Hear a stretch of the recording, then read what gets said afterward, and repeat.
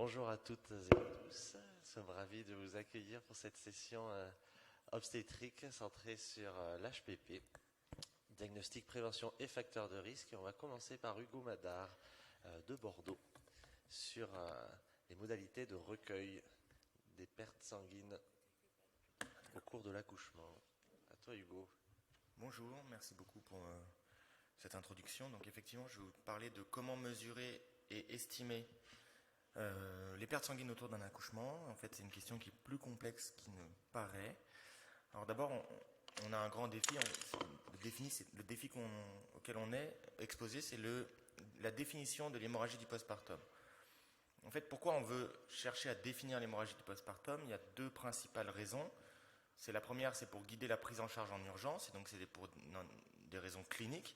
On a besoin de savoir quand est-ce qu'une patiente présente une hémorragie du postpartum pour pouvoir intervenir. Et puis la deuxième raison, c'est aussi dans la recherche. Pour interpréter les résultats de la littérature, on a besoin d'une définition commune pour pouvoir comparer plusieurs papiers à propos de l'hémorragie du postpartum entre eux, et pour comparer des outcomes qui sont définis de la même façon. Et donc quand on définit l'hémorragie du postpartum dans la littérature, quand on regarde la littérature, la façon de définir l'hémorragie du postpartum est très très variable et empêche de comparer les résultats des essais, soit qui concernent la prévention, soit qui concernent le traitement de l'hémorragie, pour essayer de trouver des améliorations dans le traitement et la prévention de l'hémorragie. Donc maintenant qu'on a vu pourquoi il fallait qu'on définisse l'hémorragie, il faut essayer de réfléchir à comment on peut définir l'hémorragie. Donc soit on définit l'hémorragie à partir d'un volume de perte sanguine, ce qui est classiquement fait en général, mais dans ce cas-là, si on détermine un volume, il faut déterminer le seuil, et puis si on a déterminé un seuil, il faut savoir comment on le mesure. Donc sachant que les deux sont liés, la façon de mesurer va conditionner le volume. Si on veut estimer un volume, typiquement il faut mesurer des pertes sanguines en millilitres, alors qu'on peut voir qu'on peut les peser, etc. On peut aussi définir l'hémorragie selon les conséquences en termes de morbidité, c'est-à-dire qu'au lieu de définir l'hémorragie comme une perte sanguine de X millilitres, on peut aussi se dire que on définit l'hémorragie quand les patientes sont transférées en soins intensifs, sont transfusées, ont des séquelles, ont une hémoglobine post-accouchement de temps, etc., etc. On peut aussi définir l'hémorragie selon le niveau de prise en charge nécessaire pour la traiter. Donc quand on voit dans certains papiers, on considère les patientes ayant saigné de façon sévère quand elles ont été transfusées de plus de 4 kg. Ça, c'est une façon également de définir l'hémorragie du postpartum. Et donc, après avoir vu pourquoi on veut définir l'hémorragie et comment on peut la définir, il faut aussi s'intéresser à pour qui on veut définir l'hémorragie. On voit bien qu'il peut y avoir des différences selon la voie d'accouchement, entre voie basse et césarienne, et puis selon les causes, hémorragie par atonie, par anomalie de l'insertion placentaire, etc. À chaque fois dans la littérature, toutes ces raisons-là entraînent une extrême variabilité de l'incidence qu'on retrouve de l'hémorragie, puisqu'on se situe entre 5 et 10%, avec au sein d'un pays à l'autre des différences, mais au sein d'un même pays, en fonction des auteurs des différences, et la façon de mesurer explique en partie ces différences, la façon de définir et mesurer. Donc on voit bien que s'il y a autant de différences, on ne peut pas harmoniser les résultats de la littérature scientifique, donc on a du mal à interpréter les résultats qu'on observe. Cette difficulté d'interprétation de la littérature scientifique représente du coup un obstacle, premièrement, à la compréhension physiopathologique de ce qu'est l'hémorragie. Si on n'arrive pas à la définir, on n'arrive pas à comprendre le mécanisme à l'origine de l'hémorragie. Puis, si on n'arrive pas à comprendre le mécanisme, on aura du mal à déterminer aussi des moyens de prévention et des traitements, notamment parce que si on a plusieurs essais et on voit l'énergie qu'il faut dépenser pour faire un essai, pour soit mettre en place un traitement préventif, soit un traitement thérapeutique, et que les résultats ne sont pas extrapolables parce qu'il y a des difficultés d'interprétation de la littérature d'un essai à l'autre, ou ou que l'outcome choisi n'est pas celui qui est utilisé par ceux qui voudraient interpréter les résultats, on a une grande difficulté pour trouver un moyen préventif ou un moyen thérapeutique de l'hémorragie. Et pourtant, l'hémorragie, c'est quand même la principale cause de mortalité maternelle directe, de morbidité maternelle sévère, et l'hémorragie est considérée par les experts comme évitable à plus de 80% des cas. Donc on a vraiment l'impression, c'est un sujet d'actualité, c'est des conséquences majeures en termes de santé publique. Donc il y a l'obstacle à la définition, à la prévention et au traitement met en danger certaines femmes, c'est parce qu'on a besoin de continuer et de poursuivre la recherche dans ce domaine. Alors, est-ce qu'il y a une définition consensuelle de l'hémorragie ? En général, la définition consensuelle qui est retrouvée, c'est des pertes sanguines supérieures ou égales à un certain seuil dans les 24 premières heures de l'accouchement. Ça, c'est la définition la plus consensuelle qu'on retrouve, mais c'est le seuil qui est variable, de 500 à 1000 millilitres, selon les recommandations ou selon la voie d'accouchement. Donc là, j'ai rapidement un petit tableau des dernières recommandations récentes internationales qui ont défini l'hémorragie du postpartum, enfin qui ont cherché à la définir. Donc la définition, on voit que c'est majoritairement un seuil supérieur à 500 millilitres pour parler d'hémorragie. Pour parler d'hémorragie sévère, un seuil à 1000 millilitres. Sauf que les Américains en 2017 ont défini leur seuil d'hémorragie à 1000 pour toute hémorragie confondue. Et les Canadiens font une distinction en 2018 entre un seuil de 500 pour les voies basses et un seuil de 1000 pour les césariennes. Et puis, maintenant qu'on voit qu'il n'y a pas de définition consensuelle d'un pays à l'autre, on voit que les disparités s'accentuent quand on cherche à étudier comment on mesure les pertes sanguines. Alors, il y a les Néo-Zélandais, les Américains et l'OMS qui ne précisent pas comment on mesure les pertes sanguines. En France, en 2015, le CNGOV s'est positionné pour dire que l'estimation des pertes sanguines était à la discrétion du praticien. Les Anglais disent que l'estimation visuelle est imprécise et insistent dessus et qu'il faut prendre en compte des symptômes cliniques de la patiente. Et les Américains, eux, ils ont très récemment, et on en reverra à la fin, mis à jour leurs recommandations pour insister que la méthode de mesure doit être quantitative. Il faut quantifier les pertes sanguines et mesurer précisément les pertes sanguines. Alors, qu'est-ce qu'on a comme méthode de mesure à notre disposition pour mesurer et estimer les pertes sanguines ? On a l'estimation visuelle. On regarde, en fonction de la tache de sang sur les draps, au pied de la patiente, etc., on peut estimer un volume. On a la quantification directe, une mesure précise des pertes sanguines, soit volumétrique, on détermine un volume, soit gravimétrique, on détermine un poids de sang perdu qu'on convertit après en volume. On a la quantification indirecte, soit à partir des modifications hémodynamiques de la patiente. Si la patiente présente une altération de sa fréquence cardiaque ou de sa tension, il y en a qui considèrent que, par exemple, à partir de 1500 millilitres de sang perdu, il commence à y avoir des retentissements hémodynamiques, et donc ça peut permettre de mesurer et d'estimer les pertes sanguines. Ou bien une quantification indirecte à partir d'un calcul biologique entre une différence d'hémoglobine avant et après l'accouchement. Et puis il y a d'autres méthodes aussi pour mesurer et estimer les pertes sanguines, la colorimétrie, la spectrophotométrie, le marquage isotopique des globules rouges. Alors, si on devait trouver un gold standard à la mesure des pertes sanguines, il faut se rapprocher des mesures réalisées par les hématologues de masse sanguine. Eux, ils le font de façon très précise, puisqu'ils font une mesure du volume globulaire total par marquage isotopique des globules rouges. Ils font ça avant l'accouchement. Puis ils regardent la masse sanguine avant l'accouchement et ils évaluent la masse sanguine après l'accouchement. Puis ils en déterminent extrêmement précisément quelle est la masse sanguine perdue. Ça, c'est la mesure la plus fiable des pertes sanguines qui existent. Mais il y a une seule étude qui l'a faite concernant la grossesse en 1965. Et 7 patientes après accouchement voix basse avaient des pertes sanguines mesurées de cette façon supérieures à 1000. Mais bon, les résultats sur l'hémorragie en 1965, avant l'injection prophylactique d'ocytocine, etc., ne peuvent pas être extrapolés. Et en plus, injecter un marqueur radioactif à une patiente enceinte avant l'accouchement, pour des raisons éthiques, ce serait à nouveau plus faisable. Donc c'est impossible en pratique, puis on ne va pas faire ça pour toutes les patientes, bien entendu, pour savoir combien elles ont saigné après chaque accouchement. C'est à visée expérimentale, mais c'est la seule manière de déterminer exactement la masse sanguine perdue qui existe. Parce qu'en fait, on a des grosses particularités en obstétrique, beaucoup plus qu'en chirurgie programmée, ou quand on opère par exemple une prothèse de hanche, tout le sang qu'on collecte, c'est globalement du sang perdu qu'on peut mesurer, qu'on peut aspirer, et puis ce sang, il est en général en faible quantité, il n'est pas dispersé dans les compresses, etc. Sauf qu'en obstétrique, on a une perte d'autres fluides biologiques que du sang, on a notamment du liquide amniotique, qui, une fois contaminé mélangé avec du sang, impossible de distinguer si c'était du sang ou du liquide amniotique, notamment des urines, etc. On perd le sang sur un temps long. C'est-à-dire, quand est-ce qu'on considère que la patiente, après l'accouchement, a fini de saigner ? Nous, de façon subjective, on n'a plus de saignement, on considère que l'utérus est tonique, on se dit qu'elle a arrêté de saigner. Mais en fait, elle continue à saigner à tout petit peu pendant plusieurs jours après l'accouchement. Il y a énormément de pertes sanguines non extériorisées. Il suffit de voir quand on fait une césarienne, on n'évalue pas les pertes, le sang qui est en intrapéritonéal. Si on ne l'a pas aspiré, même si on l'aspire, il en reste parfois.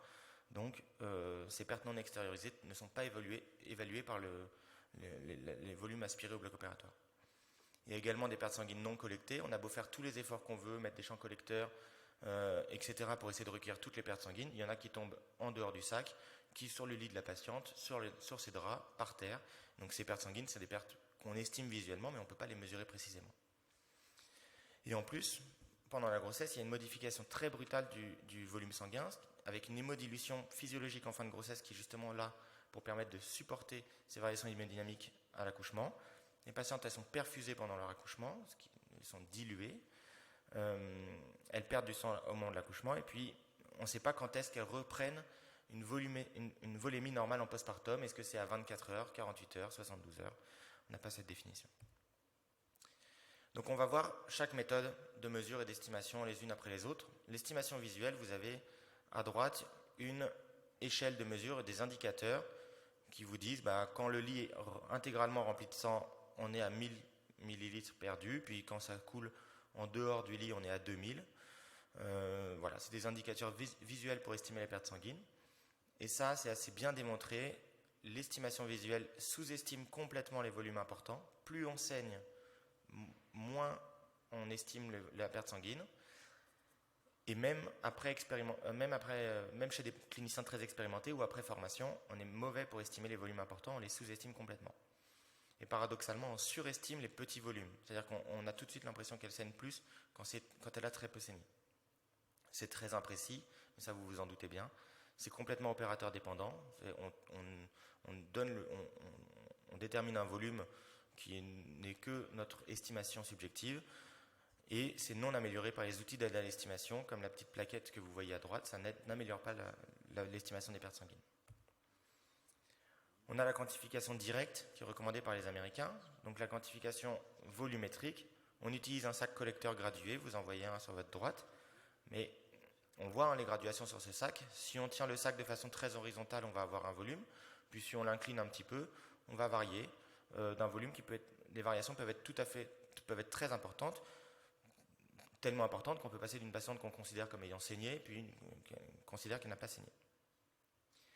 On a la quantification directe par gravimétrie. Donc là, on pèse le volume, on pèse le sang collecté dans le sac, et on pèse les champs et textiles dont on soustrait le poids sec à partir d'une balance, et on considère, puisque la densité du sang est très légèrement supérieure à celle de l'eau, que 1 millilitre de perte de sang correspond à 1 gramme.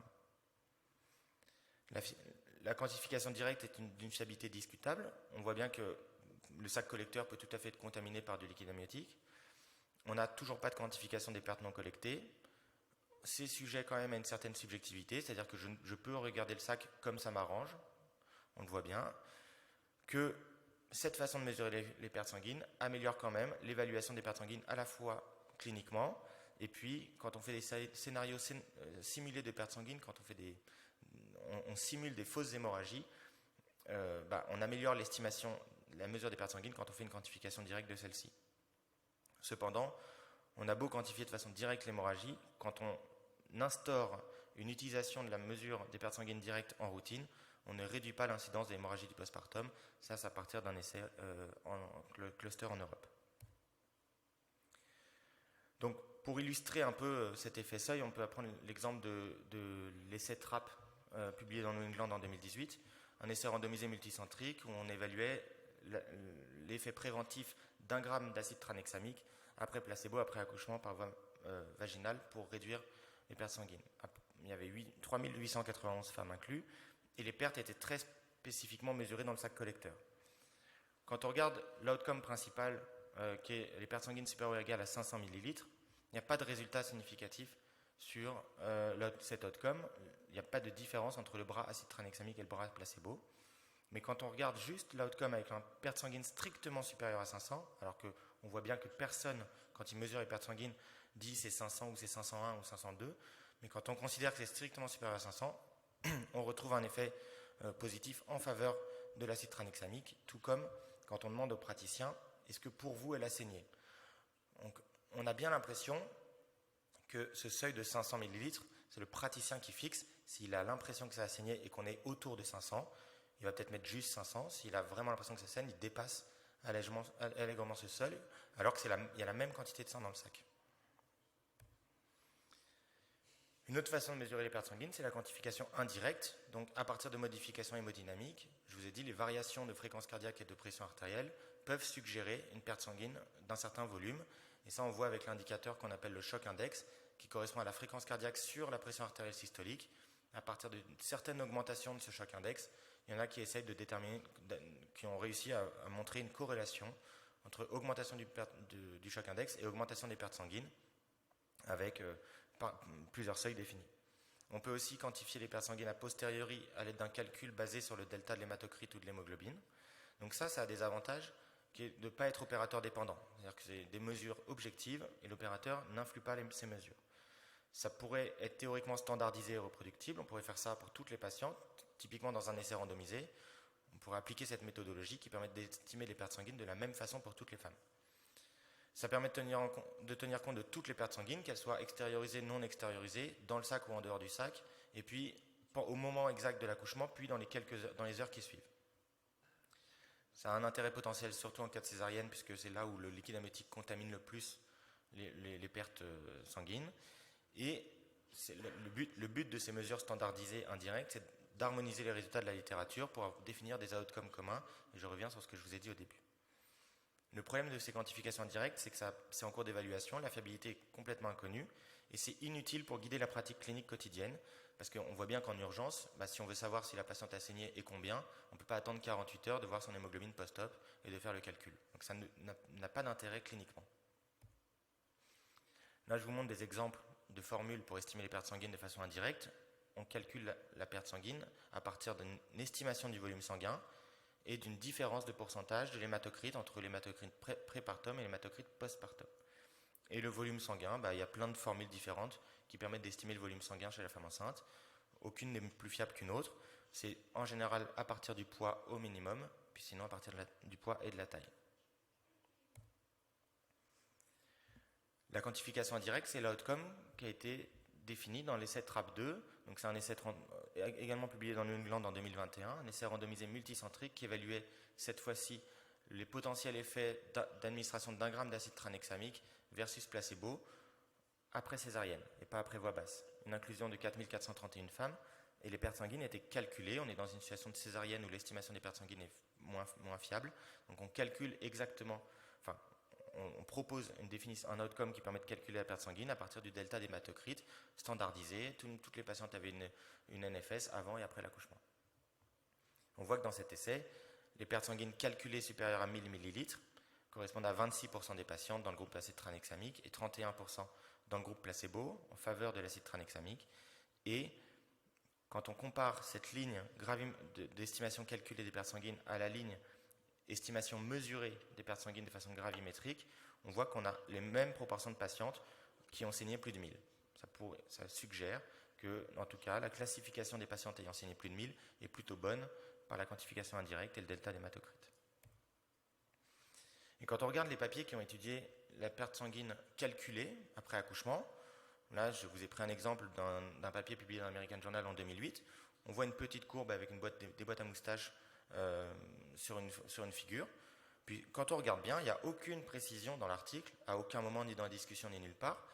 Mais quand on regarde bien, les boîtes à moustaches blanches, qui sont les pertes sanguines calculées, en dessous de 0, il n'y a pas la barre, on n'a pas la deuxième déviation standard des pertes sanguines calculées. Donc il nous manque on voit bien que la figure est incomplète. Si on pouvait la prolonger vers le bas, on aurait peut-être la deuxième barre qu'on attend dans les boîtes à moustaches. Alors c'est pour ça qu'il y a un travail que je suis en train de faire actuellement qui est en cours, où on a fusionné les 3 bases de données des essais randomisés Tracor, Cytocinon et TRAP.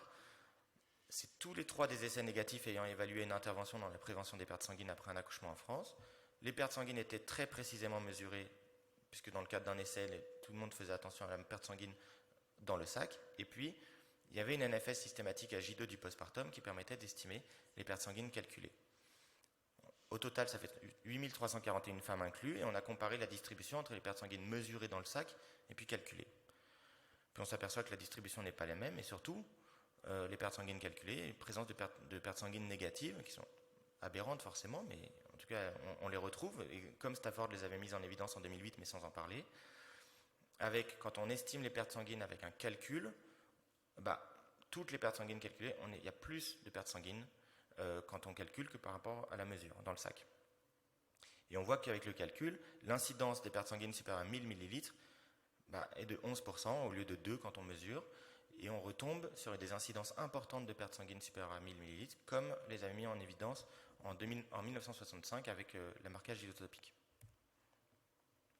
Et puis l'association entre pertes sanguines mesurées et pertes sanguines calculées était non linéaire, avec une corrélation qui était modérée, mais plus le volume des pertes sanguines augmentait, plus la différence entre pertes sanguines mesurées et calculées augmentait, avec à chaque fois des pertes sanguines calculées supérieures aux pertes sanguines mesurées dans le sac.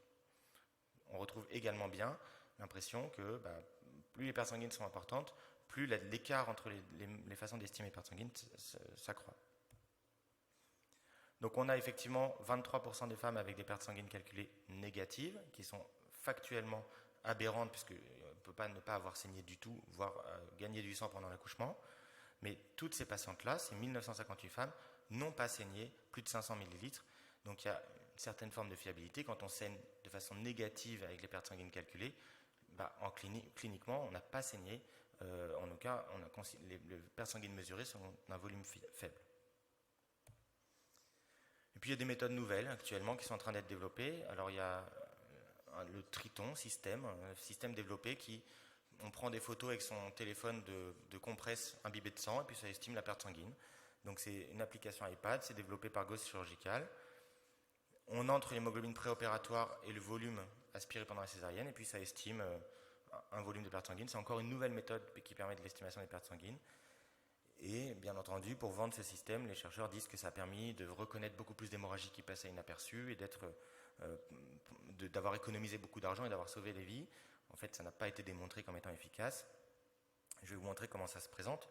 Donc vous voyez, ici, il y a cette espèce de petit robot qui permet de collecter les pertes sanguines. Donc il y a les pertes sanguines quantifiées en millilitres.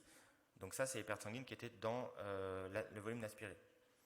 Vous avez des compresses imbibées de sang, voilà, vous avez le sac collecteur, voilà, et puis on monte des compresses à l'appareil photo sur l'iPad, et puis l'iPad, en fonction de la couleur, si c'est très rouge, il y a beaucoup de sang, si c'est pas très rouge, il n'y en a pas beaucoup, détermine une perte sanguine. On y associe le volume mesuré dans l'aspiration au bloc opératoire, on dit que c'était tant de telle chose, et on pèse ce qu'on ne peut pas mesurer, donc les compresses, ce qui n'est pas du textile reconnu par le système, on fait une mesure gravimétrique. Donc on associe une mesure volumétrique, une mesure gravimétrique, et puis la couleur des compresses pour déterminer combien il y avait de volume sanguin dessus, et la machine, avec un petit algorithme qui est très obscur, parce qu'il est impossible de savoir comment la machine fait, détermine que les pertes sanguines sont de temps. Bon. Et enfin, pour finir, cette problématique de la mesure des pertes sanguines et de comment quantifier les pertes sanguines est de plus en plus importante dans la littérature, et les Américains se sont positionnés en 2019 pour écrire des recommandations sur comment mesurer les pertes sanguines au cours d'un accouchement. Donc je vais vous les faire rapidement.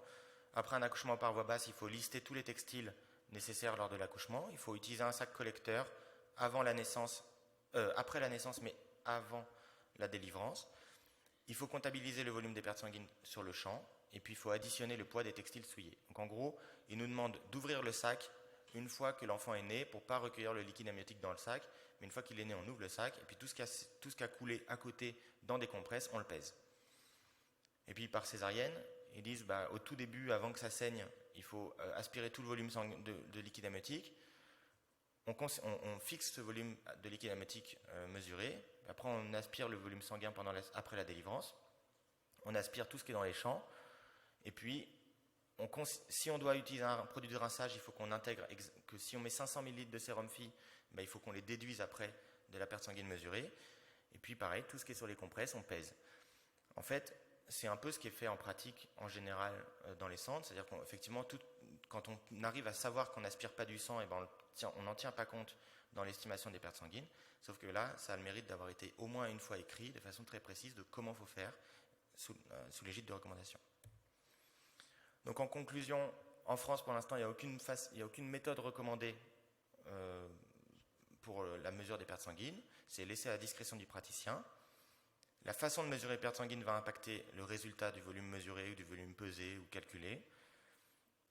En pratique, on observe quand même un consensus auprès des gynécologues obstétriciens pour que les pertes sanguines après un accouchement par voie basse sont mesurées à partir d'un sac collecteur. Le sac collecteur est largement répandu dans les maternités. Il n'y a pas de consensus pendant une césarienne. Est-ce qu'on pèse les compresses ou est-ce qu'on calcule seulement le volume aspiré en essorant les compresses dans les sacs collecteurs? Peut-être que, comme les Américains, il faut proposer une façon protocolisée un peu et recommandée de déterminer les pertes sanguines selon la voie d'accouchement. Il y a une vraie utilité à la recherche, mais pas à la clinique, d'utiliser des formules pour le calcul des pertes sanguines, mais aucune formule n'est parfaite. Et il faut savoir quand même, il faut garder à l'esprit que l'estimation visuelle entraîne une sous-estimation des pertes sanguines. Donc quand vous avez l'impression que la patiente saigne beaucoup, vous sous-estimez quand vous estimez les pertes sanguines visuellement. Je vous remercie. Merci beaucoup de vous attaquer à ce sujet qui est fondamental mais un peu ardu. Est-ce que vous avez des questions à poser à notre courageux orateur ? Non, mais c'est vrai, je trouve, c'est fondamental. Après, il faut l'associer, vous l'avez un peu évoqué, à la cause de l'hémorragie, qui n'est pas souvent multifactorielle. Et en pratique, vous faites comment, vous En pratique au quotidien, on fait comme les Américains. C'est-à-dire qu'en fait, on fait attention à ne pas collecter du liquide amniotique après un accouchement par voie basse avec un sac collecteur. C'est-à-dire qu'on déplie le sac seulement après la naissance de l'enfant. Et puis pendant une césarienne, on va effectivement aspirer le volume de liquide amniotique au tout début de la césarienne pour essayer d'avoir un volume de liquide, connaître ce volume-là. Puis après, on aspire toutes les pertes sanguines pendant la césarienne. Et toutes les pertes qui sont sur les compresses, on les pèse.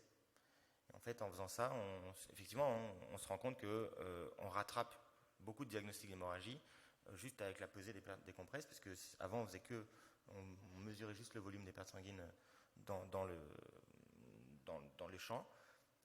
Mais en fait, les compresses, on sous-estime, on a l'impression qu'il n'y en a pas beaucoup dans les compresses, et puis on abandonne, et puis quand on pèse, il y en a 450 ml uniquement dans les compresses. Donc voilà, c'est comme ça qu'on fait actuellement, mais ce n'est pas démontré comme étant mieux. Oui, bonjour, Anne-Sophie Boutors, maternité Jeanne de Flandre du CHU de Lille. Il faut savoir pourquoi on mesure le volume des pertes sanguines. C'est-à-dire que soit on veut avoir une estimation globale pour faire des travaux de recherche, pour déterminer des catégories d'HPP, et puis avoir une mesure extrêmement précise, soit on veut être au plus près des soins donnés aux patients, à la patiente au fur et à mesure de l'hémorragie. Et donc, il y a deux petites remarques que je voudrais faire à ton excellent travail. C'est premièrement, en cours de césarienne, il y a une perte sanguine qu'on oublie tout le temps et qu'on ne mesure pas, c'est la perte par voie vaginale. Et nous, on a pris l'habitude de mettre un sac de recueil en césarienne pour toutes les césariennes, en dessous donc des fesses de la patiente qui tombent entre les différentes parties de la table de césarienne pour pouvoir apprécier de façon progressive le saignement par cette voie-là, parce que souvent quand on soulève les champs après la césarienne, il y a une grosse flaque en dessous, et donc ça nous permet d'apprécier ça aussi. Donc ça, c'est un élément qu'on a publié et qui reste un élément intéressant en calcul des pertes sanguines pendant la césarienne. Et ensuite, en accouchement par voie basse, je me suis aperçue, on travaille sur les débits en fait, parce qu'on a un volume et un temps. Et donc, on a défini que le débit inférieur à 50 ml sur 10 minutes, c'était une hémorragie arrêtée, qu'un débit supérieur à 150 ml par 10 minutes, c'était une hémorragie à haut débit et sévère, et qu'entre deux, on était en hémorragie modérée, progressive. Et donc, en plus du sac collecteur, nos obstétriciens ont pris l'habitude de mettre la petite cupule au moment où tous les gestes obstétricaux sont faits et de surveiller quel est le débit qui reste d'une atonie, d'une rétention placentaire, par cette petite cupule sur les 10 minutes que nécessite la surveillance avant de réinstaller la patiente. Ça permet effectivement de se dire, là, on sait que l'hémorragie s'est bien arrêtée, ou bien on va pouvoir continuer. Et ça sert pas dans les études cliniques, c'est simplement de la surveillance au moment de l'hémorragie pour savoir s'il faut continuer la surveillance, continuer la prise en charge et les mesures obstétricales invasives. C'est une cupule qui calcule le débit on mesure, ah oui, on okay. mesure Après, dans la vous mesurez le volume de la cupule. Et on chronomètre les 10 minutes. Okay. C'est tout simple. C'est vraiment tout simple. Mais ça nous permet de catégoriser l'intensité du débit et de l'hémorragie. Et on verra tout à l'heure que c'est un élément important dans la prédiction du côté sévère et morbide de l'hémorragie. C'est prendre en compte la cinétique, c'est ça? C'est prendre en compte la cinétique sur place. Alors, ça ne nous sert pas dans les études cliniques, mais par contre, sur place, ça permet tout de suite de réagir quand on est à haut débit, ce qui n'est pas obligatoirement visible et mesurable d'emblée. Ok, merci Anne-Sophie. Merci beaucoup. On va passer au topo suivant. Et donc, c'est le professeur Kayem qui va nous parler, mais on se demande de quoi? Il va nous parler des facteurs de risque de placenta accreta. Il va nous faire partager ses connaissances. Merci. Merci beaucoup, merci d'avoir pensé à moi pour ce topo. Et voilà, je suis heureux de voir qu'il y a autant de monde qui s'intéresse à l'hémorragie ce matin.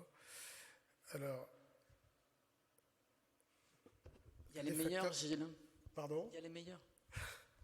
Alors, en ce qui concerne les facteurs de risque de placenta accreta, c'est un sujet sur lequel il y a une littérature extrêmement abondante de publier.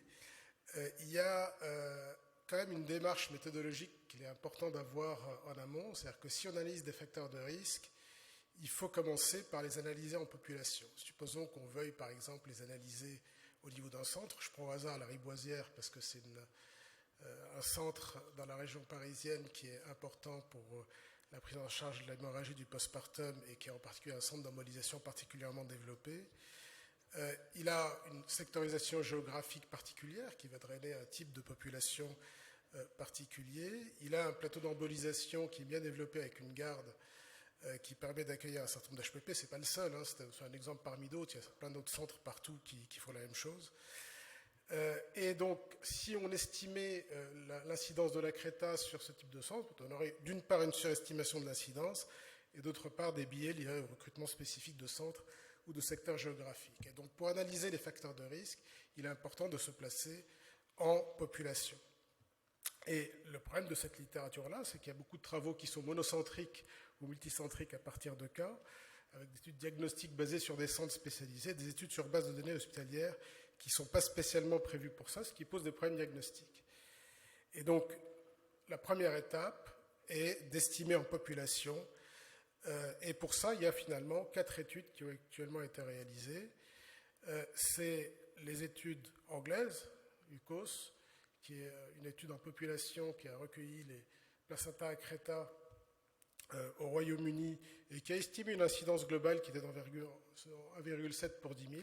Puis d'autres études, donc des pays nordiques, italiennes, françaises, avec Pacreta, qui permettent d'estimer en gros l'incidence à 1,7 à 4,8 pour 10 000, avec peut-être un petit excès de diagnostic là pour l'étude italienne. Voilà pour l'incidence. Alors, la deuxième question est celle des facteurs de risque qu'on va déterminer à partir de ces études en population.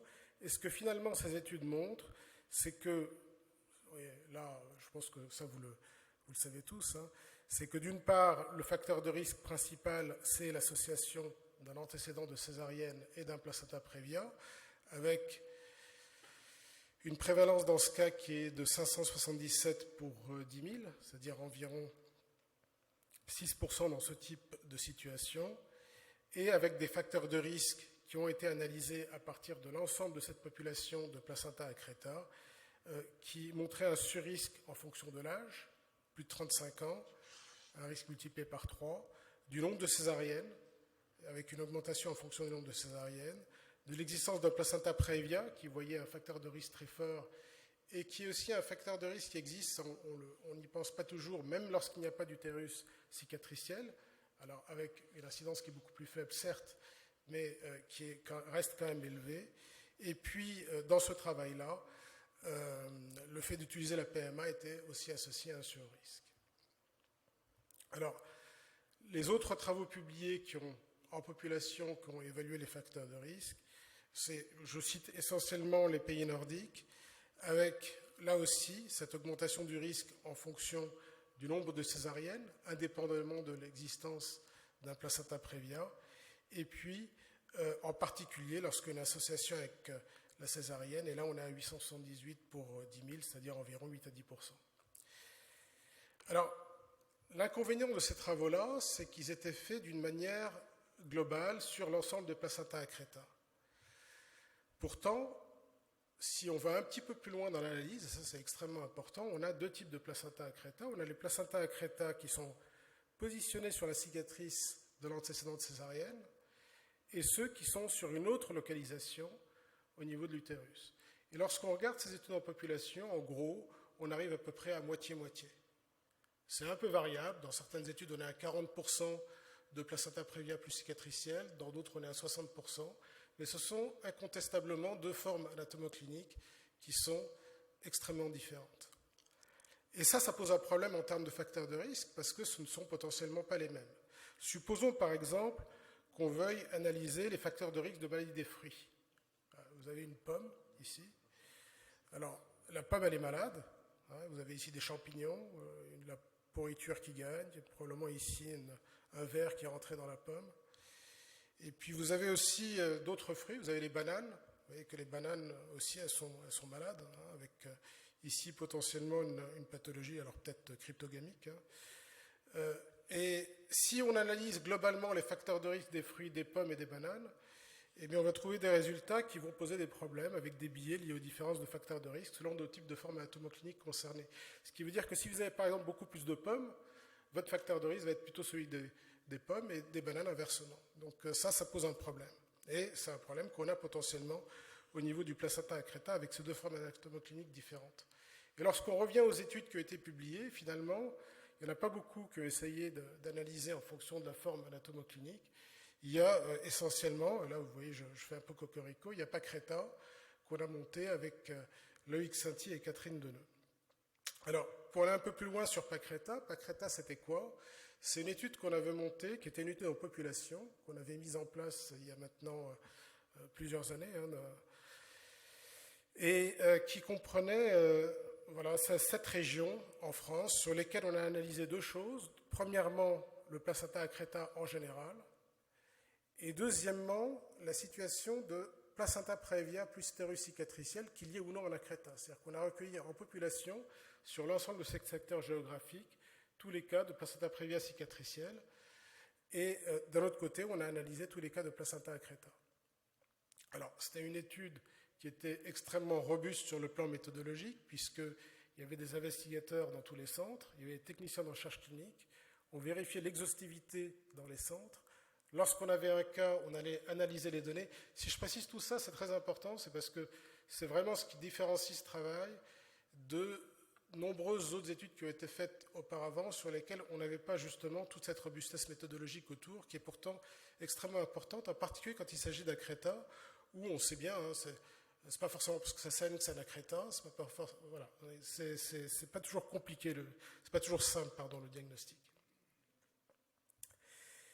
Et ce qu'on a fait dans l'un des objectifs de ce travail, il y en a eu d'autres, c'était d'écrire les formes cliniques de placenta accreta spectrum. Voilà, j'ai repris la domination américaine qui a lieu maintenant, donc PAS. Et puis, dans un deuxième temps, on a analysé les facteurs de risque de PAS, de placenta accreta, uniquement dans la situation du prévia cicatriciel, pour justement ne pas être pollué par ces 50% de placenta accreta qui ne survenaient pas sur ce type de situation. Et dans un premier temps, donc, on avait cette population de 520 000 naissances sur lesquelles on avait 249 cas de placenta accreta, dont, effectivement, environ la moitié, 115, un peu moins de la moitié, étaient des placenta accreta qui survenaient sur un contexte de prévia cicatricielle. Et puis on en avait 127 qui survenaient sur des situations autres où on n'avait pas l'association de ces deux facteurs de risque majeurs. Et ça, c'est déjà une notion qui, pour nous, même en pratique courante, est extrêmement importante. Le placenta accreta peut survenir, oui, en dehors du prévia cicatriciel. Et puis on a analysé les comparaisons, on a comparé les différences entre les deux. On s'est rendu compte que dans les deux cas, dans ces deux types de situations, on avait des patientes relativement âgées qui avaient plus de 35 ans, et dont même 12 à 17% avaient plus de 40 ans, sans différence significative. On avait deux profils morphométriques qui étaient très différents, puisque dans le contexte des patientes qui avaient un prévia cicatriciel, une grande partie des patientes étaient obèses, avec un BMI supérieur à 30 dans 30% des cas, et avec un surpoids dans 58% des cas, avec un BMI supérieur à 25. Alors qu'elles avaient majoritairement un BMI inférieur à 25 dans les situations sans prévia cicatriciel. On avait 33% de nullipares en l'absence de prévia cicatriciel. On avait 67% de patientes qui n'avaient pas d'antécédent de césarienne dans la combinaison, dans le groupe sans prévia cicatriciel. Vous voyez, donc des profils de patientes extrêmement différents. Et on avait un pourcentage de prévia dans le groupe sans prévia cicatriciel, mais celles qui avaient un prévia n'avaient pas d'utérus cicatriciel. Et dans ce cas-là, on avait effectivement un surrisque d'accreta. Et enfin, et ça aussi c'est intéressant sur le plan de la pratique clinique, si dans le contexte du prévia cicatriciel, l'accreta était souvent suspecté, dans 77% des cas, ce qui est relativement logique, on sait bien que c'est un facteur de risque, cette combinaison de facteurs de risque est extrêmement importante pour le pronostic. Le diagnostic était fait de manière beaucoup moins fréquente en l'absence de ces deux facteurs de risque. Et enfin, pour ce qui est de la morbidité, on avait une morbidité qui était extrêmement différente. Majoritairement, dans la situation sans prévia cicatriciel, on avait des placentas accreta ou accreta. En revanche, il y avait une surreprésentation des percreta dans le groupe des prévia cicatriciels, avec des prises en charge qui étaient différentes, puisque du coup, effectivement, on laissait beaucoup plus souvent, alors ça c'est une pratique très française, effectivement, on laissait beaucoup plus souvent en place le placenta in situ dans les situations de prévia cicatriciel, et on avait une morbidité qui était beaucoup plus importante de cette combinaison de facteurs de risque avec prévia cicatriciel, avec un taux d'hystérémie de 53% versus 21%, un taux d'embolisation de 30% versus 13%, et puis un taux de transfusion sanguine qui était là aussi supérieur. Donc vous voyez finalement deux profils de risque très différents selon le type anatomoclinique, globalement des femmes âgées, un groupe avec du prévia cicatriciel, l'autre qui comprenait surtout des patientes qui avaient des antécédents d'aspiration, de chirurgie endo-utérine, de fausses couches et de PMA, ce qui au passage vous permet d'expliquer pourquoi dans certaines études le fait de faire de la PMA est un facteur de risque d'accreta et dans d'autres il ne l'est pas. Tout dépend de la représentation des formes anatomocliniques dans chaque groupe. Idem pour l'obésité, on peut faire exactement la même réflexion. L'obésité comme facteur de risque, ça va dépendre de la représentation de chaque groupe au sein de la population que vous étudiez. D'où l'importance justement de diviser et d'analyser ces formes anatomocliniques séparément, et puis une morbidité qui était différente en fonction des groupes. Alors la deuxième partie de ce travail était justement, puisqu'on avait isolé deux formes anatomocliniques, d'aller un peu plus loin et d'analyser sur le groupe des prévia cicatriciels, puisqu'on avait dans notre population toutes les patientes qui avaient un placenta prévia avec un utérus cicatriciel, d'analyser sur cette population-là spécifiquement les facteurs de risque de placenta accreta. Alors vous avez ici l'analyse univariée, donc on avait dans cette population 291 patientes qui avaient un prévia cicatriciel sans accreta et 115 qui avaient un accreta. Et quand je dis accreta, je dis placenta accreta spectrum, c'est-à-dire qu'on inclut les accreta, les increta, les percreta. Ou bien la nouvelle dénomination FIGO, là je ne vais pas revenir là-dessus maintenant. Alors, ce qu'on observe en univarié, c'est qu'on avait un BMI supérieur à 30 qui était un facteur de risque dans cette population de prévia cicatricielle.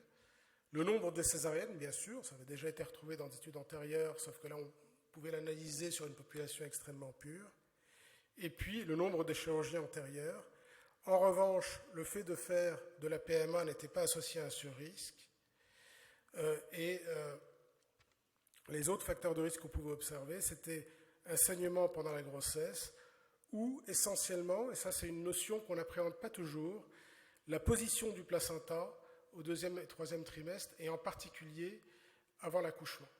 Donc ici, vous avez la position du placenta avant l'accouchement et vous avez le placenta recouvrant, le placenta qui est situé entre 0 et 20 mm par rapport à l'orifice interne et le placenta qui est entre 20 et 49 mm de l'orifice interne. On avait pris cette dénomination-là à l'époque pour le placenta prévia parce que c'est ce qui se faisait en France et on avait regardé quel était le risque d'avoir un placenta accreta en fonction de la distance par rapport à l'orifice interne et on montre ici en univarié que le fait d'avoir un placenta recouvrant augmente le risque par rapport au placenta bas inséré et par rapport au placenta qui est entre 20 et 49 mm de l'orifice interne. Et ce qui était intéressant, c'est de regarder en multivarié de combien ça a augmenté ce risque.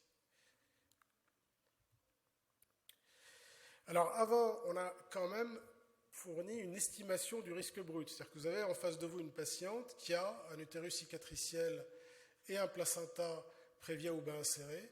Quel est le risque absolu pour cette patiente? Avant même de faire les examens complémentaires, avant même de faire l'échographie, avant même de faire l'IRM, quel est le risque pour cette patiente d'avoir un placenta accreta?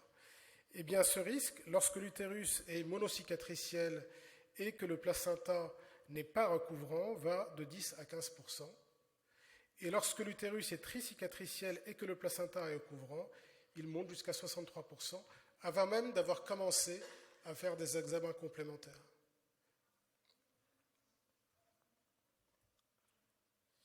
Et lorsqu'on regarde quels sont les facteurs de risque indépendants dans cette population de placenta accreta, eh bien, on retrouve le BMI. L'obésité va multiplier le risque par 2. L'antécédent de chirurgie n'augmente pas le risque ici de manière significative, peut-être pour des raisons de puissance. Et la parité, contrairement à ce qui a pu être retrouvé dans d'autres études, n'est pas associée à un surrisque dans ce type de population. L'antécédent de césarienne, on multiplie le risque par 2 lorsqu'on a 2 césariennes, par 3,5 lorsqu'on est à 3 césariennes et plus. L'antécédent d'HPP va multiplier le risque par 2. Et enfin, pour ce qui est la position du placenta, on va multiplier par 3 le risque d'avoir un placenta accreta lorsque le placenta est recouvrant par rapport à un placenta qui est situé entre 20 et 50 mm par rapport à l'orifice interne. Voilà pour finir, donc ce travail qui a essayé d'aller un peu plus loin, qui a essayé de déterminer un petit peu quels étaient les profils de risque pour les patientes et de mettre en évidence les facteurs de risque spécifiques de placenta accreta dans le contexte particulier du placenta prévia et dans l'antécédent de césarienne. Voilà. Alors tout ce travail n'aurait pas pu être fait sans bien sûr tout le groupe des investigateurs qui a travaillé sur cette question-là. On a certes fédéré tout ça avec Loïc Saintier et Catherine Deneux, mais sans tous ces investigateurs qui ont travaillé dans tous les centres, qui ont essayé de monitorer les choses, de recueillir les données, bien sûr, rien n'aurait été possible. Donc voilà, je ne sais pas s'il y en a encore dans la salle, mais je tiens en tout cas à les remercier une nouvelle fois énormément avec le reste de l'équipe. Je ne sais pas si vous avez des questions.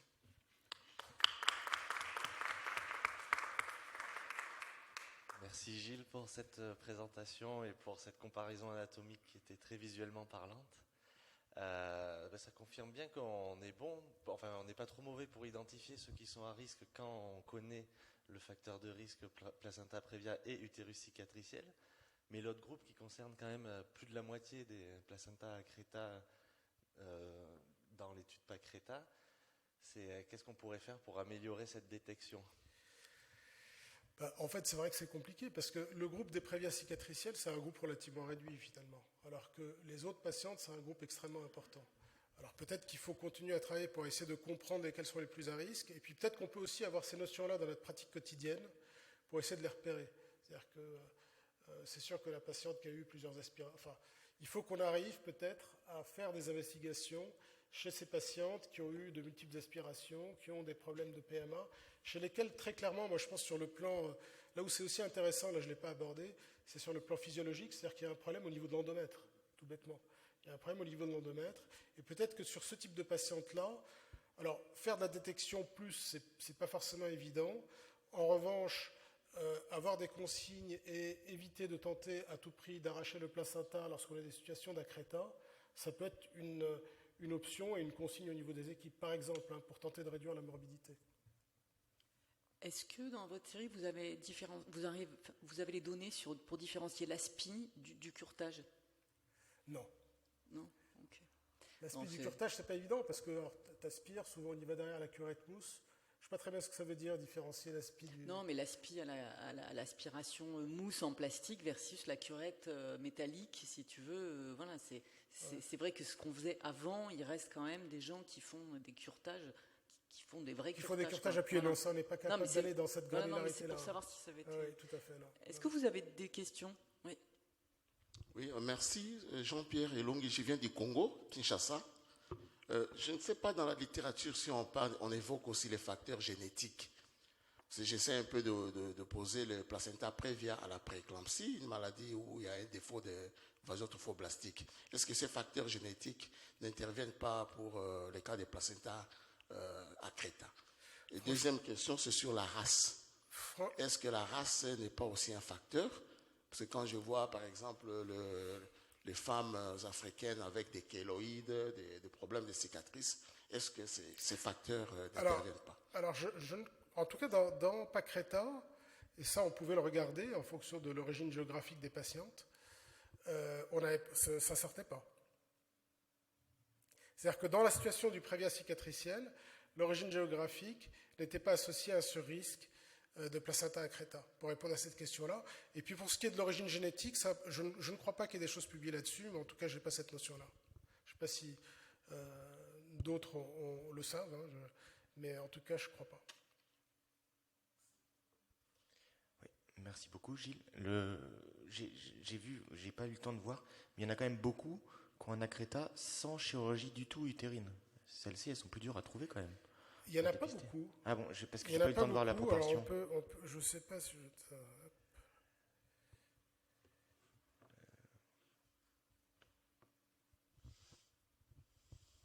Alors, je ne sais pas si je vous ai montré les chiffres. Si, voilà. Any previous... Ah oui, autre que césarienne. Ah non, d'accord. Ouais, autre que césarienne. C'est-à-dire que globalement, lorsqu'on cumulait avec la césarienne... Alors, là-dedans, tu vois, on en avait 100%, hein, forcément, qu'il y avait une césarienne. Et dans ce groupe-là, on était très proche des 90% en réalité. Ok. Bon, bah voilà, c'était pour savoir. Merci. Le diagnostic était toujours confirmé Alors, le diagnostic, on l'a confirmé de deux manières. D'une part, sur le plan anapathe, c'est-à-dire que toutes les comptes rendus d'anapathe ont été revus avec un anatomopathologiste en essayant de regarder est-ce qu'il y avait effectivement une effraction de la membrane basale, voilà, en essayant d'avoir des critères. Et on les a confirmés de manière systématique. Et d'autre part, tous les comptes rendus ont été revus par deux investigateurs. En l'occurrence, c'était le Xanti et moi. On a tout repris justement pour être certain qu'on était vraiment dans une situation d'accréta, parce que c'est vrai que c'est pas toujours totalement évident, et c'est pour ça que je m'insurgeais un peu contre ces données contre ces études sur des bases de données où quelqu'un a rentré quelque part accréta, parce qu'il y avait effectivement dans le mode d'entrée dans l'étude le fait d'avoir une hémorragie incoercible avec un placenta qui était anormalement adhérent ou difficile à enlever. Et ça, il fallait vraiment revoir pour être sûr qu'effectivement, on est dans une situation qui semblait vraiment correspondre à un accréta. Et qui correspond probablement à une forme assez superficielle d'accréta, mais qui existe. Merci. Il y a encore deux questions. Alors, j'aimerais poser une question concernant l'échographie du premier trimestre. Est-ce qu'elle permet... En fait, j'ai plusieurs questions. L'échographie du premier trimestre, elle permet de localiser l'œuf au premier trimestre. C'est une échographie précoce. Est-ce que le fait que l'œuf soit retrouvé au niveau d'une ismocèle, est-ce que vous avez trouvé, par exemple, ce facteur de risque? Alors là, dans ce travail-là, on avait très très peu d'accréta du premier trimestre. Je ne suis même pas sûr qu'on les a inclus, ceux-là. Et je crois pas, voilà.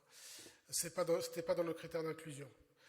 En revanche, pour ce qui est de la littérature sur le sujet, vous pouvez avoir, alors on peut avoir effectivement des accrétas au niveau de la cicatrice de césarienne qui sont dépistés de manière extrêmement précoce, et ça on en a dans la littérature, c'est décrit. Je ne sais pas si je réponds à votre question. En partie, oui. Mais c'était quoi l'autre partie alors? Non, mais en fait, est-ce que le placenta accreta, quand il vient sur une cicatrice de césarienne, est-ce que c'est en gros le même cadre nosologique que une GU, c'est une grossesse une sorte de, entre guillemets, grossesse d'implantation qui est anormale, qui aurait pu être diagnostiquée précocement lors de l'échographie. C'est pas parce qu'un accréta est sur une cicatrice de césarienne qu'on va forcément avoir un accréta. Il faut quand même qu'on ait des critères autres sur le plan échographique, puis sur le plan du devenir après. D'accord. Alors, et d'ailleurs, lorsqu'on a le placenta qui est inséré sur le segment inférieur qui est recouvrant, il est en général, alors il peut être ou pas d'ailleurs sur la cicatrice, parce que souvent la cicatrice de césarienne est incorporée dans le col. Donc, j'ai du mal à répondre complètement à votre question. Par exemple, est-ce que l'ismocèle est un facteur de risque? Voilà, est-ce la présence d'une ismocèle peut être considérée comme un facteur de risque? Ah, je ne sais pas. Est-ce qu'une ismocèle par rapport à une cicatrice de césarienne classique est un facteur de risque de placenta accreta? Ça, je ne sais pas. Loïc, je ne sais pas si tu sais ça. En fait, l'ismocèle, c'est une pathologie qu'on dépiste mieux, en tout cas, ou qui est décrite depuis 5 à 10 ans. Avant, c'était beaucoup plus compliqué, et on n'a pas de données aujourd'hui qui recherchent l'ismocèle comme un facteur de risque. Donc il y a des gens qui disent que s'il y a une déhiscence dans la cicatrice, dans l'utérus, dans le myomètre, qui est visible dès le premier trimestre, théoriquement, ça pourrait être un facteur de risque d'accréta. Ça, c'est la théorie. Mais en fait, on n'a pas de données étayées. Et je pense qu'il faut rassurer les patientes sur les ismocèles, parce qu'on voit des patientes qui viennent avec une notion d'ismocèle, parce que j'ai une douleur au ventre, et on découvre une ismocèle, et qui arrivent après, moi j'en vois pas mal en consultation préconceptionnelle, et qui arrivent qui sont totalement inquiètes, parce qu'on leur a dit, vous risquez le pire sur votre future grossesse, la grossesse qui va se mettre dans la cicatrice, l'hystérectomie d'hémostase, etc., etc. C'est absolument pas étayé. Donc je pense qu'il faut être très rassurant aujourd'hui, parce que c'est complètement théorique, et on inquiète beaucoup de femmes pour rien. Ouais, et puis je dirais aussi, il y a des gens qui se lancent dans une chirurgie, c'est-à-dire si c'est un utérus unicicatriciel et que vous faites une chirurgie d'ismocèle, du coup c'est un bicicatriciel et on a bien vu que les risques augmentent. Donc pour l'instant, je pense que c'est à nous aussi de mettre en place des études prospectives pour évaluer ça, pour pouvoir vous répondre, mais pour l'instant on n'a pas ces données.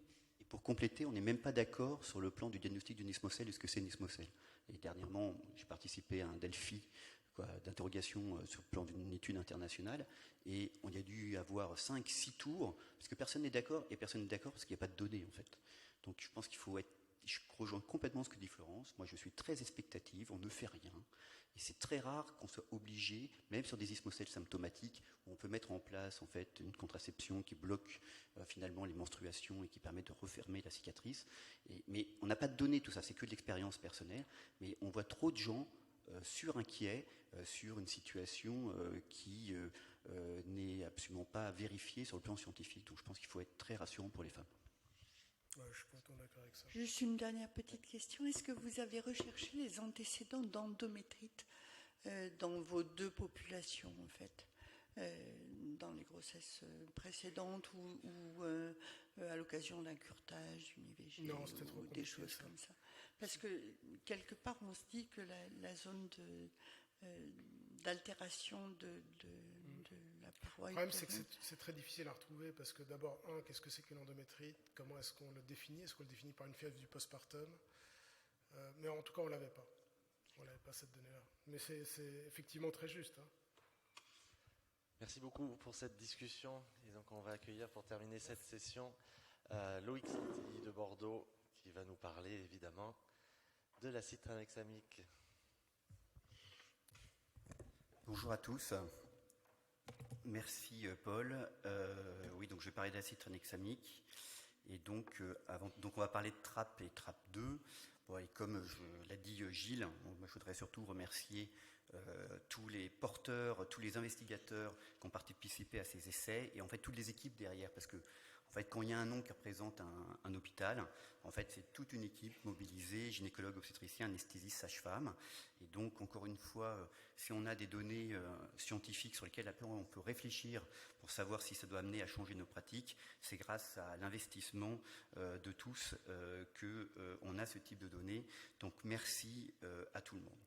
Donc, c'est quand même TRAP et TRAP2, ça fait comme PACRETA, comme OTOP, comme Beta-12, comme un certain nombre, comme DAM, comme un certain nombre de gros essais français. Ça fait partie quand même des succès justement collectifs de la recherche française, avec aussi le GROG qui structure toute cette recherche. Et donc on va voir d'abord ce que c'est TRAP1. Donc en fait, et TRAP2, donc c'est 2 essais qui ont été publiés dans New England Journal récemment en 2018 et en 2021. Donc en fait, l'acide tranexamique, c'est un antifibrinolytique et en fait, il y a, dans les cascades de la coagulation, vous avez un effet procoagulation et puis vous avez une activation de la fibrinolyse et en fait, l'acide tranexamique vient se bloquer sur les récepteurs du plasminogène et du plasmide qui finalement empêchent la cascade vers la fibrinolyse. Donc c'est un antifibrinolytique avec donc une favorisation de la formation de caillots. Donc l'hémorragie postpartum, vous savez que c'est la première cause de morbidité maternelle et en particulier de décès de cause directe, comme vous l'a dit Hugo. Actuellement, pour diminuer en fait le risque d'hémorragie postpartum, il n'y a qu'un truc qui fonctionne, c'est de donner un utérotonique, peu importe l'utérotonique, mais c'est de donner un utérotonique, il faut que l'utérotonique soit donné pour toutes les patientes, et en France, c'est globalement bien fait. Et puis, l'acide tranexamique, en fait, a été montré dans la chirurgie programmée, en particulier la chirurgie cardiaque, c'est là où il y a les données les plus pertinentes, et bien que réduit finalement la perte sanguine et la transfusion. Ça réduit aussi sur les accidents traumatiques avec choc, avec hypotensif, ça réduit le décès chez les patients, et sans augmenter les complications, en particulier thrombotiques, artérielles ou veineuses, et c'est largement recommandé. Donc nos collègues anesthésistes ont l'habitude, depuis maintenant beaucoup d'années, parce qu'ils ont largement étudié cette molécule dans différents contextes, d'utiliser l'acide tranexamique. Et l'acide tranexamique a été aussi démontré pour réduire finalement le décès par saignement dans essentiellement les pays en voie de développement, considérés à faible ressource en tout cas, dans une hémorragie active, donc c'est-à-dire dans le traitement, et ces données ont été extrapolées finalement au monde entier, à tous les contextes, et aujourd'hui je pense que c'est très implanté finalement d'utiliser l'acide tranexamique dans le traitement de l'hémorragie du postpartum. Cependant, en fait on s'est aperçu que plus on mettait l'acide tranexamique tôt au moment de l'hémorragie active, plus il y avait un effet probable de l'acide tranexamique par rapport à l'outcome qui était décès par hémorragie, qui heureusement reste exceptionnel, quoi, peu fréquent en France. C'était 2% dans l'étude du Women Trial. Et finalement, on s'est dit, mais peut-être que cet effet agit plus par un effet préventif qu'un effet curatif, et que plutôt qu'attendre que l'hémorragie arrive, il faudrait le donner plus précocement. Et donc, il y a un certain nombre d'essais randomisés qui a été fait avant TRAP, et tous extrêmement avec d'énormes problèmes méthodologiques, donc je ne vais pas vous les détailler, et qui étaient tous en faveur finalement d'un effet de l'acide tranexamique pour la réduction de la perte sanguine. Et donc on s'est dit qu'il fallait faire un bel essai pour essayer de répondre. Alors définitivement, on a toujours envie de répondre définitivement, mais en fait ça ouvre à d'autres questions, pour savoir si l'acide tranexamique avait un intérêt. Donc on l'a fait d'abord dans l'accouchement par les voies naturelles, donc les patientes, ça c'est classique, c'était des patientes qui avaient un seul enfant, il n'y avait pas de grossesse gémellaire, c'était un accouchement planifié par voie basse à partir de 35 semaines d'aménorrhée. Les patientes qui étaient exclues, c'est celles qui avaient des facteurs de risque de thrombose, parce que comme l'acide tranexamique a un effet potentiellement prothrombotique, on ne voulait pas se retrouver dans une situation à risque thrombotique. Donc finalement, les patientes qui avaient des pathologies auto-immunes, des antécédents de thrombose, etc. Aussi des antécédents de convulsions, et puis évidemment, il fallait qu'elles parlent français. Il y a 15 maternités qui ont participé, donc les patientes étaient finalement randomisées, informées avant et randomisées en salle de naissance quand le praticien pensait qu'il était hautement probable que la patiente accouche par les voies naturelles, et c'était donc complètement, le produit était complètement blind, c'est-à-dire que c'était impossible pour les investigateurs comme pour les patientes de savoir ce qui était administré, ce qui fait que le côté en aveugle était complètement, double aveugle était complètement respecté, et donc il était proposé de mettre le produit après clampage du cordon, après l'utérotonique, et c'est possible dans les 2 minutes qui suivent la naissance, car comme il y a un effet potentiellement timing qui est important, il ne fallait pas que le produit arrive une demi-heure après la naissance, donc on demandait aux équipes de se mettre à 2 minutes après la naissance. Notre critère de jugement, c'était les pertes sanguines supérieures à 500 ml, recueillies avec un sac de recueil par voie basse, comme l'a montré Hugo, c'était ce choix qu'on a fait parce que c'est comme ça qu'on évalue les pertes sanguines majoritairement en France. Et puis on évaluait évidemment les autres critères de jugement, c'est-à-dire la transfusion, un utérotonique parce qu'il y a un saignement. On évaluait finalement les facteurs de coagulation, la fonction rénale. Donc toutes les patientes avaient une prise de sang à J2 et puis on appelait à 3 mois toutes les patientes pour savoir si dans les 3 mois, il n'y avait pas eu en particulier de complications thromboemboliques, car comme vous le savez, le risque thromboembolique en lien avec le postpartum existe jusqu'à 3 mois après le postpartum, et au-delà du 3e mois, c'est là que finalement le risque de la population finalement rejoint celle des femmes non enceintes. Alors la population, c'est une population générale, c'est comme les enquêtes périnatales. La moyenne était de 30 ans d'âge, c'était 50% de primipares, 5% d'antécédents de césarienne, 20% de femmes qui étaient déclenchées à peu près, 17% d'accouchement instrumental. Ça paraît un peu élevé, mais c'était essentiellement des centres universitaires, et on sait que dans les centres universitaires, il y a un peu plus d'accouchement instrumental. Vous voyez, les poids de naissance supérieurs à 4 kg, c'était à peu près 8% des femmes. Et à l'époque, toujours intéressant de voir nos pratiques, à l'époque, il y avait encore 23% d'épisiotomie. Aujourd'hui, c'est mieux. 99% avaient reçu un utérotonique à la naissance. Donc, c'est plutôt... les équipes travaillaient bien et le sac de recueil a été mis dans 99%.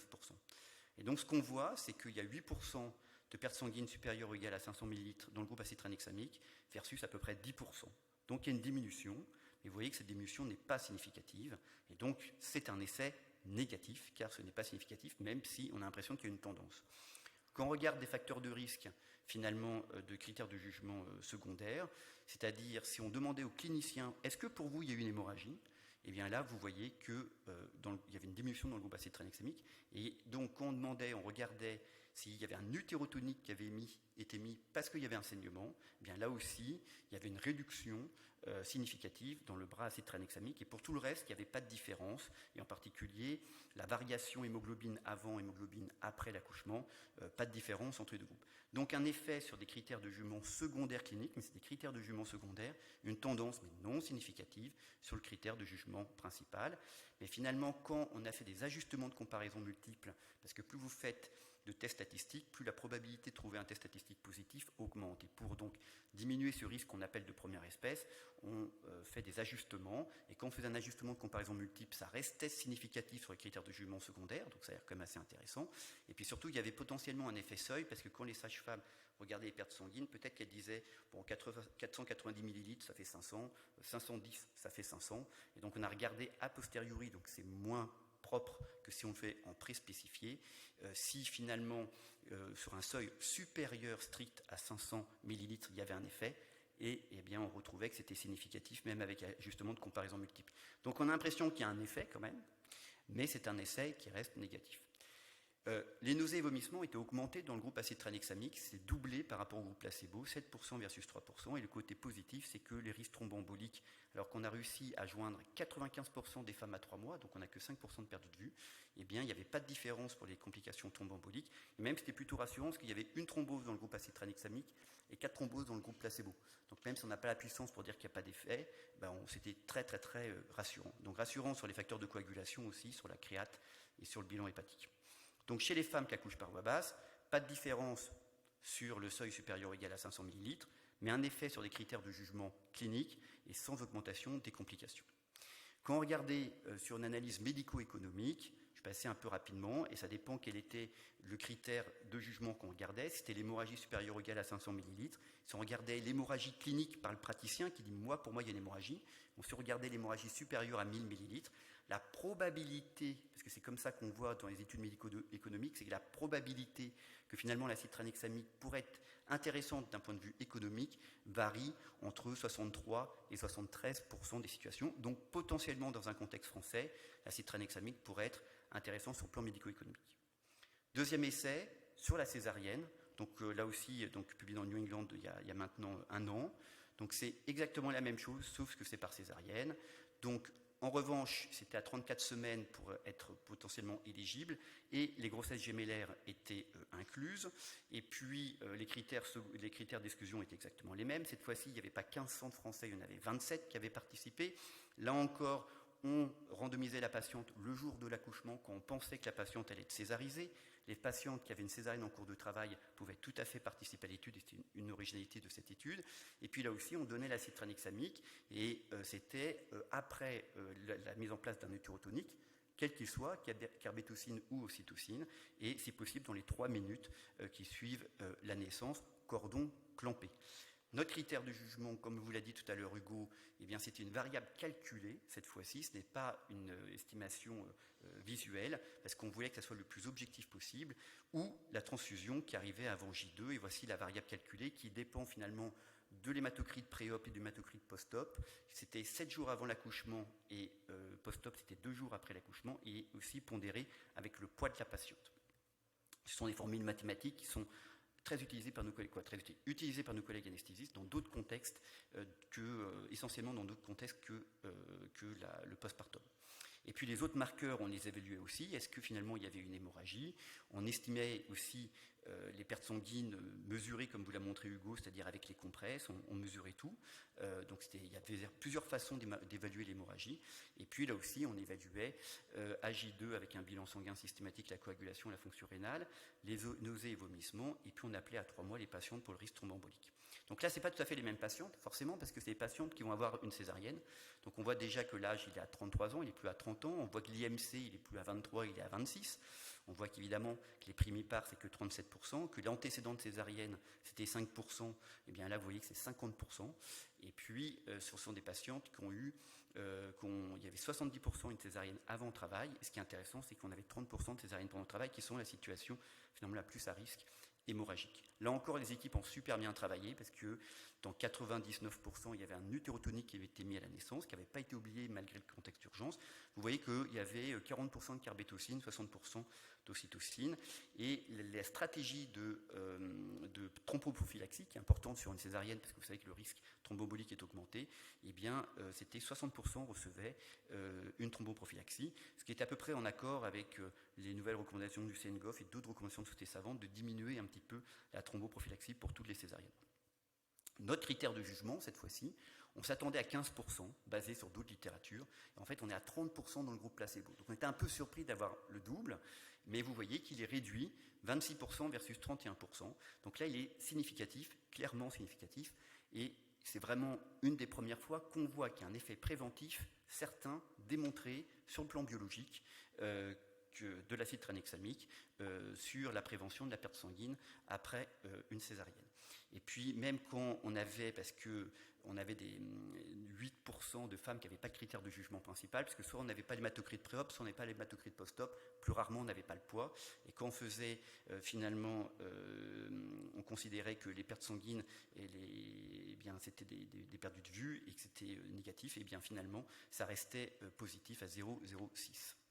Quand on regarde les pertes sanguines estimées, vous voyez que finalement c'est 719 ml versus 689 ml, il n'y a pas de différence entre les deux.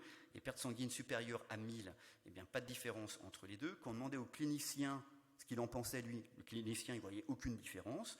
Quand on voyait s'il y avait un utérotonique qui était mis de façon supplémentaire, pas de différence. Sur la transfusion, 2% dans chaque groupe à peu près, pas de différence. Le reste, évidemment, il n'y avait pas la puissance, pas de différence. Et quand on regardait la variation hématocrite post-op et pré-op, ben là, évidemment, comme ça rentrait dans le critère de jugement principal, là, on voit une différence. Et donc, la différence, elle se fait essentiellement sur le biologique. Mais sur le plan clinique, les gens ne voient pas de différence. Et puis, quand on regardait en différentes situations à risque, il n'y avait pas d'effet différent au sein des sous-groupes de situations à risque. Donc on ne pouvait pas dire que l'acide tranexamique faisait mieux sur les césariennes avant ou pendant le travail ou sur des situations à risque d'hémorragie par rapport à d'autres risques à faible risque. En revanche, quand vous mettez de l'acide tranexamique, il y a déjà 35% de nausées ou de vomissements au cours d'une césarienne, on le sait, les collègues anesthésistes le savent très bien, c'est une incidence assez importante, et un inconfort pour les femmes, en particulier quand elles sont en position allongée, eh bien, vous voyez, vous augmentez le risque de nausées et vomissements avec de l'acide tranexamique. Et quand on regarde le risque de thrombose, eh bien, il n'y avait pas la puissance pour voir de différence, mais à 3 mois, là aussi, on avait 95% de suivi à 3 mois. Et là, en revanche, on voyait, il y avait 8 thromboses dans le groupe acide tranexamique, mais essentiellement des thromboses ovariennes. Et puis, il y avait 2 thromboses dans le groupe placebo, mais là, une phlébite et une embolie pulmonaire qu'on n'avait pas retrouvée dans le groupe acide tranexamique. Mais ça faisait quand même un petit déséquilibre sur l'acide tranexamique par rapport au risque thromboembolique. Donc un élément en disant on ne peut pas affirmer à 100% qu'il n'y a pas d'effet sur le risque thromboembolique. Et donc parmi les femmes qui ont une césarienne, l'acide tranexamique finalement réduit la variable calculée supérieure à 1000 et ou la transfusion, mais n'a aucun effet clinique visible et finalement sans réelle augmentation des effets secondaires. On a fait une petite étude ancillaire sur 35 patients, donc ce qui est très limité, environ 15-15 dans le groupe placebo, dans le groupe acide tranexamique, pour essayer de voir s'il y avait un effet finalement biologique qui se passait sur cette prévention de l'hémorragie du postpartum. Et en fait, ce qu'on a observé, c'est qu'il y a une activation des inhibiteurs de la fibrinolyse dans le groupe acide tranexamique dans les 15 minutes qui suivent l'accouchement, alors que dans finalement le groupe placebo, il y a progressivement une inhibition de ces activateurs de la fibrinolyse qui finalement induit indirectement une activation de la cascade fibrinolytique lentement dans les 2 heures qui suivent l'accouchement. Et donc c'est par cette activation des inhibiteurs de la fibrinolyse que potentiellement l'acide tranexamique pourrait agir, en tout cas sur la prévention. En tout cas, on voit des modifications biologiques en lien avec l'acide tranexamique sur les patientes à qui on faisait des prélèvements à 15 minutes et à 2 heures après l'accouchement. On a regardé aussi sur des données médico-économiques dans le contexte de la césarienne si l'acide tranexamique pourrait être intéressante. Notre critère de jugement, c'était les complications d'une césarienne, c'est-à-dire jusqu'à 3 mois, parce que si vous diminuez la perte sanguine, peut-être qu'il y a moins de risques infectieux, il y a moins de réhospitalisation, etc. Donc notre critère, ce n'était pas la perte sanguine, c'était à 3 mois, quel est le taux de césarienne non compliqué. Et finalement, pour différentes hypothèses financières, eh bien, le taux de césarienne non compliquée, en fait, c'est très probablement positif et médico-économiquement intéressant pour des hypothèses dès 2 000 €, et 2 000 €, c'est pas cher, et c'est plutôt généralement 8 à 10 000 €. Donc il est extrêmement probable que finalement, pour réduire les complications, l'acide tranexamique pourrait être intéressant, de la césarienne pourrait être intéressant d'un point de vue médico-économique. On a regardé dans des analyses en sous-groupe, en particulier sur les situations à haut risque hémorragique, pour voir si l'effet de l'acide tranexamique n'était pas plus important dans des populations à haut risque. Et donc on a regardé sur les patientes qui avaient eu une grossesse gémellaire. Il y avait 7% environ de femmes qui avaient une grossesse gémellaire. Et quand on compare entre celles qui ont reçu, les caractéristiques étaient strictement identiques. Et quand on regarde finalement entre le groupe acide tranexamique et le groupe placebo, on ne voit aucun effet. On voit que finalement, toutes les incidences de risque hémorragique sont majorées. C'est pas surprenant parce que c'est des grossesses gémellaires, c'est-à-dire qu'il n'y avait pas de sélection, c'est pas des grossesses gémellaires à bas risque, mais on voit aucun effet. Et même, vous voyez, sur la transfusion, on était à 2% sur les singletons, sur les grossesses gémellaires, 8% dans le groupe acide tranexamique et 5% dans le groupe placebo. C'est-à-dire qu'à la limite, on pourrait voir 8% dans le groupe placebo et 5% dans le groupe acide tranexamique, on pourrait dire qu'on manque de puissance. Mais là, pour nous, il est très probable qu'il n'y a aucun effet dans le sous-groupe des grossesses gémellaires, vous voyez, sur ces 320 patientes.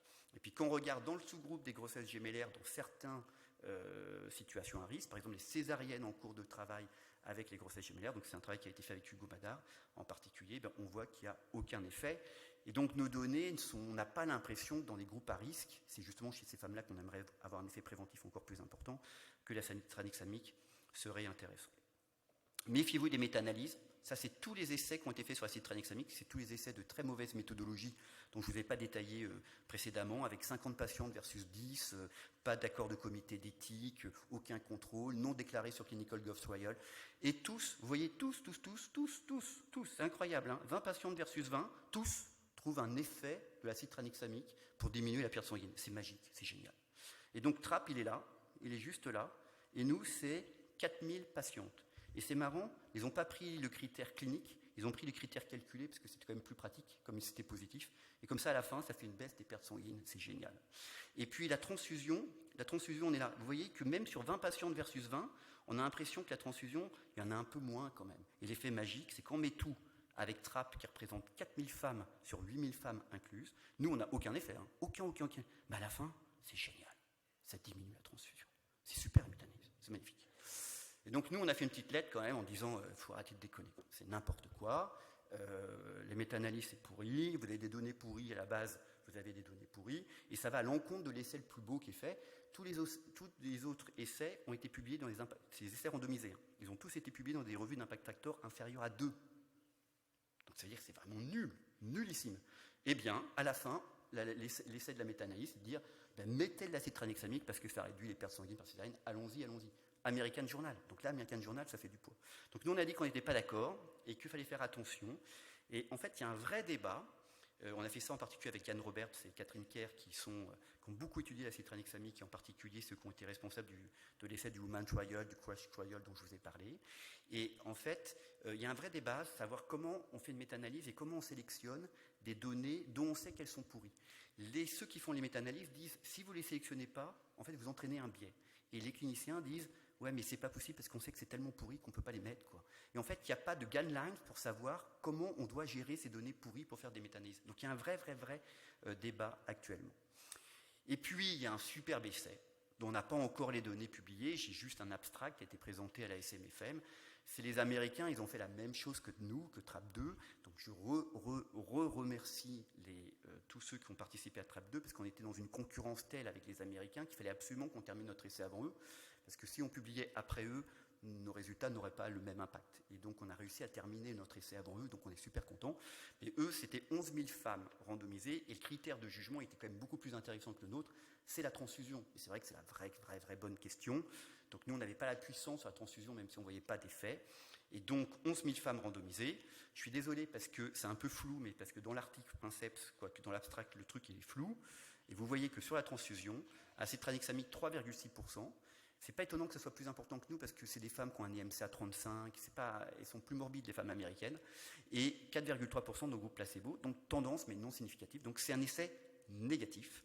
Et quand vous voyez finalement, quand je mets un utérotonique pour hémorragie, eh bien les Américains, 11%, 13%, donc une petite diminution du nombre d'utérotoniques mis avec 11 000 femmes sur l'acide tranexamique, et sinon aucune différence, sauf là aussi, ils voient une petite diminution biologique, comme nous, en pré-op et en post-op, sur l'hémoglobine. Donc ça confirme un peu les données que l'on a. Ce qui n'est pas marqué ici, c'est qu'il n'y avait pas de différence sur les complications thromboemboliques. Donc ça aussi, c'est un élément quand même plutôt rassurant. Et donc la grande question, c'est qu'est-ce qu'il faut faire maintenant que je vous ai montré tout ça? Est-ce qu'il faut en mettre? Il ne faut pas en mettre. Moi, je pense actuellement qu'il faut d'abord attendre la publication du papier des Américains, qui je pense va arriver assez rapidement, parce que là c'est que des données d'abstract. C'est vrai que ça serait intéressant de faire des méta-analyses, et on est en lien avec les Américains pour travailler ensemble, mais à condition de les faire en sélectionnant les essais vraiment robustes, mais même si on fait comme ça, on va être très critiqué. Je pense qu'il faut qu'on fasse comme ça, de faire des analyses en sous-groupes, parce qu'il y a peut-être des sous-groupes qui sont intéressants. Je vous ai montré que sur les jumeaux, ça ne semblait pas pertinent. Attendre d'autres essais. Yann Roberts et son équipe en Afrique font un essai sur les femmes anémiques, et pour voir si l'acide tranexamique en soins courants sur les femmes anémiques aurait un intérêt.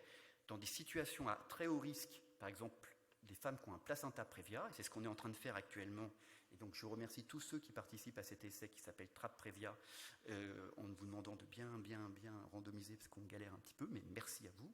Et puis dans le contexte français, je pense sincèrement qu'il n'y a pas d'urgence absolue, qu'il faut attendre qu'on accumule de la preuve avant de tout changer, mais après, le débat est complètement ouvert et on ne peut pas être considéré que c'est une erreur de mettre de l'acide tranexamique aujourd'hui en prévention après un accouchement. Je vous remercie.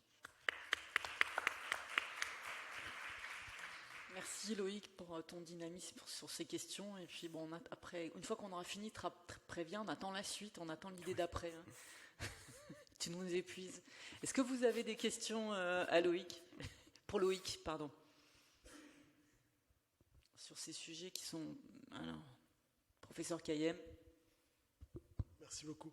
Du coup, Loïc, en pratique à Bordeaux, les patientes ont toutes de l'acide tranexamique ou pas du tout? Aucune. En prévention. Hein. Aucune? En prévention?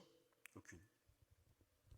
Il y a juste certaines patientes, témoins de Jéhovah. Il y a beaucoup de témoins de Jéhovah à Bordeaux. Et... parce qu'elles veulent tout, et pour dire que, même si ce n'est pas démontré que tu diminues la transfusion, on leur propose, elles, d'avoir 1 gramme d'acide tranexamique en prévention. Voilà. mais sans effet. Mais comme il y a une volonté très forte de leur part d'avoir tout mettre en œuvre, bon, elle, on leur met Oui, on propose, un gramme d'acétamique. Mais tu vois, c'est vraiment au cas par cas.